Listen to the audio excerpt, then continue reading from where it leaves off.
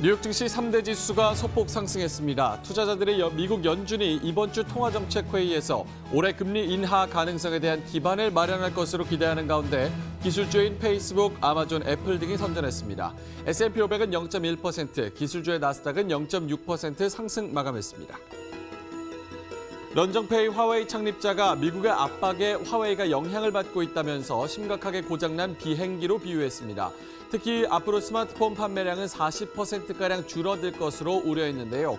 그러면서도 미국이 화웨이의 전진을 막을 수 없을 것이라는 의지를 드러냈습니다. 장기화되는 미중 무역 전쟁에서 중국이 히토리와 관련된 대책을 조만간 내놓을 방침입니다. 중국 국가발전개혁위원회 대변인은 히토리가 지닌 전략자원의 특수 가치를 발휘할 수 있도록 하겠다고 강조해 필요에 따라서 협상 카드로 쓰일 수 있음을 강력하게 경고했습니다. 이번 주 가장 큰 이벤트는 FOMC가 될 것으로 보입니다. 금리 인하에 대한 멍석을 깔지 아니면 시장 기대에 찬물을 끼얹어 증시 방향이 재조정될지 주목됩니다. 월스트리트저널 설문조사에서는 이코노미스트들의 40% 가까이가 다음 달 금리 인하를 예상하고 있습니다. 네, 시청자 여러분 안녕하십니까. 머니투데이 글로벌 랩 해외 시각의 생생한 정보를 전해드립니다. 오늘도 화요일 생방송으로 힘차게 시작할 텐데요. 저희가 1시간 동안 시간이 굉장히 짧기 때문에 좀 부족하신 부분은 인터넷 창구를 이용해 보시면 좋을 것 같습니다. MTN 글로벌 랩, 머니투데이 글로벌 랩은 인터넷에 검색을 하시면 저희 홈페이지가 따로 마련이 되어 있습니다. 홈페이지에 들어오셔서 저희 전문가분들 그리고 연구원분들과 1대1로 소통을 해보셔도 좋을 것 같고요. 또 저희가 놓치신 부분은 다시 보기 컨텐츠를 매일매일 업로딩을 해드리고 있습니다. 놓치신 부분, 부족한 부분은 다시 보기를 참고하셔서 큰 투자 아이디어 얻어가시면 도움이 될 것 같습니다. 자, 오늘 뉴욕 증시 마감 상황부터 좀 살펴보도록 하겠습니다. 소폭 상승을 했습니다. 이번 주 아무래도 FOMC가 가장 큰 이벤트인데 FOMC의 금리 인하에 대한 힌트가 나올 것이다라는 기대감 쪽에 베팅을 많이 하고 있는 그런 상황인 것 같습니다. FOMC에서 이번 FOMC에서 금리를 인하할 것이다라는 목소리도 높고요. 적어도 다음 달에 금리를 인하할 것이다. 가능성을 80%, 70%에서 80%까지 점치는 증권사도 있다는 점 참고를 해보셔야겠습니다. 오늘 기술주들이 많이 올라왔습니다. 그동안 하락했었던, 그동안 외면받아왔었던 페이스북, 아마존, 애플 등 IT 대거 거대 공룡들이 많이 선전을 하면서 나스닥의 가장 큰 상승폭을 이뤄냈고요. 0.4%, 0.6%까지 올라오면서 마감하는 모습이었습니다. 다우존스와 S&P 500 지수는 0.1%가량 플러스권에서 거래를 마쳤습니다. 자, 오늘 이렇게 증시가 전반적으로 플러스권이었는데요. 특징주 함께 살펴보도록 하겠습니다. 첫 번째로는 소더비입니다. 네, 그 경매 회사 소더비 맞습니다. 세계적인 미술품 경매 기업이죠. 프랑스 언론통신 재벌이 소더비를 37억 달러에 인수하겠다라는 소식이 나오면서 2대 경매 회사인 크리스티와 소더비 모두 프랑스 소유가 됐습니다. 오늘 58% 급등하면서 56달러 선에서 거래를 마쳤습니다. 두 번째로는 나스닥에 상장되어 있는 어레이 바이오파마인데요. 이름에서 아시다시피 바이오파마 회사입니다. 암 치료를 위한 저분자 표적 치료제를 연구, 개발, 상업화하는 바이오 제약사입니다. 상승 이유가 있었는데요. 여기도 M&A 소식이었습니다. 화이자가 어레이 바이오파마를 인수하겠다라는 소식에서 56%가량 급등했네요. 세 번째 종목은 비스링크 테크놀로지입니다. 이거는 우리나라와도 어느 정도 좀 연관성이 있는 그런 종목인데요. 나스닥에 상장되어 있는 종목입니다. 무선통신과 주파수 공동 사용 기술 개발사입니다. 상승 소식이 있었는데요. 우리나라 게임 전문 채널 OGN 아시죠? 온게임넷.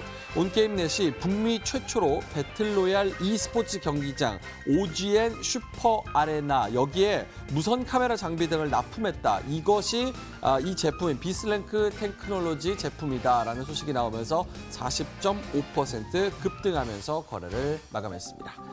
자, 이렇게 미국 시장 전반적인 상황 알아봤고요. 특징주까지 살펴봤습니다. 이제 글로벌 시황으로 넘어가 보도록 하겠습니다. 시황센터에서 김민지 앵커가 기다리고 있습니다.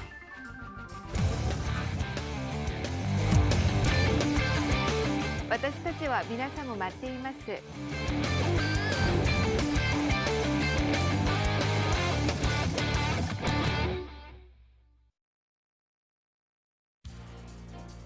네, 시장 흐름 지금부터 살펴드리도록 하겠습니다.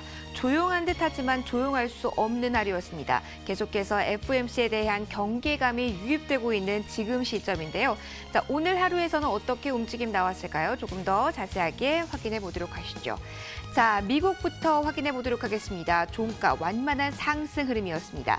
나스다크 같은 경우는 보시는 것처럼 0.62%로 3대 지수 가운데 가장 뚜렷한 상승 흐름을 연출했는데요. 오늘 업종 가운데 IT주가 가장 선전을 했고 전체적인 지수에도 활력을 넣었기 때문에 IT 주도의 나스닥 지수가 가장 크게 올랐다 이렇게 해석해서 보시면 되겠습니다. 하지만 전반적으로 이번 주에는 초반에는 움직임을 뚜렷하게 할 수가 없는 상황입니다. 주 후반에 FOMC에 대한 경계감이 지금 커질 수밖에 없는 상황이기 때문인데요.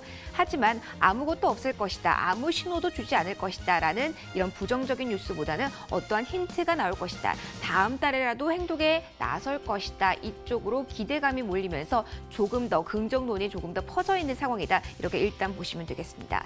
특히 오늘장 초반에 특히 소화한 지표가 부진했다라는 점 역시 이 지표 부진은 경기 둔화에 대한 우려로 이어질 수도 있지만 반대로 연준의 또 다른 금리 인하 긴거가 될 수가 있기 때문에 호재성 재료가 될 수도 있거든요. 오늘은 이 지수가 호재성 재료가 됐습니다. 엠파이어 스테이트 지수가 나왔습니다.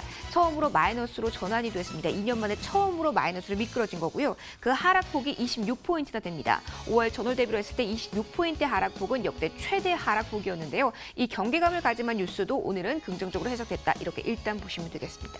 자, 그리고 변수가 될 수 있을 만한 소식이 바로 미중 무역 갈등 관련된 건데요. 뭔가 전환점이 될 만한 뉴스는 나오지 않았습니다. 계속해서 양측의 신경전만 나오고 있는 상황인데요.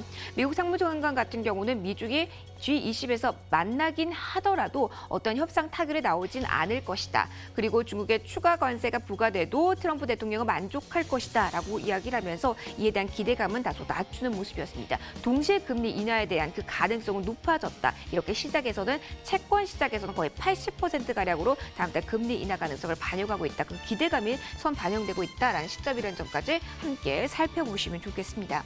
유럽으로 가보죠. 자, 매크로적인 이슈는 전반적으로 미국과 동일하게 움직였다 이렇게 보시면 되겠습니다.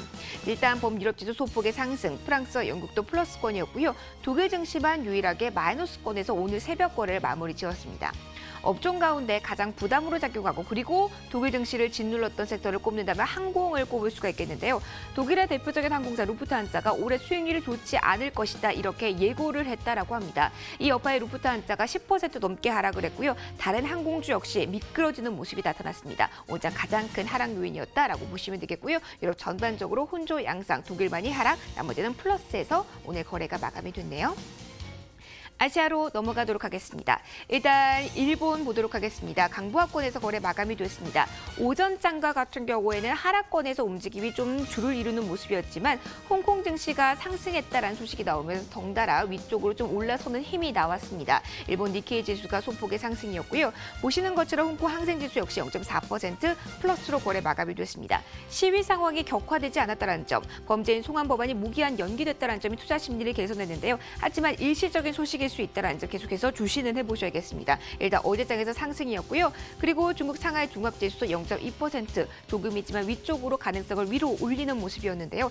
계속해서 지표가 좋지 않게 나오고 있는 상황이긴 합니다만 이 중국 정부 쪽에서 무언가 카드를 내놓을 것이다라는 기대감이 하단을 받쳐주고 있는 상황입니다. 전반적으로 위쪽으로 향한 아시아 주요 증시까지 살펴봤네요. 자, 외환 시장 어떻게 움직임 나왔을까요? 보겠습니다. 주요 6개국 통화 대비 달러 가치를 나타내는 달러 인덱스 보시면은요. 살짝 밑으로 내려가면서 97달러 선 중반대에서 거래가 마감이 됐고요. 유가 넘어가겠습니다. 자, 중동 지정 확장 리스크가 불거지고 있는 상황이다라는 점은 뉴스를 보셔서 아실 겁니다. 하지만 시장 전반적으로 경기 둔화에 대한 우려가 불거지면서 수요가 위축될 것이다. 이쪽으로 더욱더 포커스가 맞춰졌습니다. 동반 하락세였고요. WTI가 1.1%, 브렌트 역시 1.7% 마이너스를 기록했습니다. 자, 금 가격 보도록 하겠습니다. 살짝 아래쪽으로 밀렸습니다. FOMC 전까지는 뚜렷한 방향성은 나오지 않을 것으로 보이는데요. 오늘 새벽 금 가격 0.1% 마이너스 기록했습니다. 자, 시장 큰 그림에서 어떻게 움직였는지 보셨습니다. 자, 이제 종목에 대한 이야기로 넘어가 보도록 할까요? 자, 월가에서 어떤 종목에 주목했을까요? 그 이유는 무엇일까요? 이 종목에 대한 이야기 명민준 앵커와 이어서 함께 하시죠.